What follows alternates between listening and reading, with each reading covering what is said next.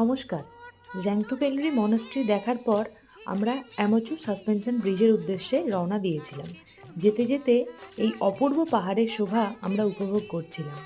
অ্যামাচু suspension bridge হলো ফুনসোলিনকে ভুটানের সাথে কানেক্ট করে। মানে ইন্ডিয়ানরা ভিসা ছাড়া আপাতত এই পর্যন্তই যেতে পারে, এর থেকে আর বেশি এরা যেতে পারে না।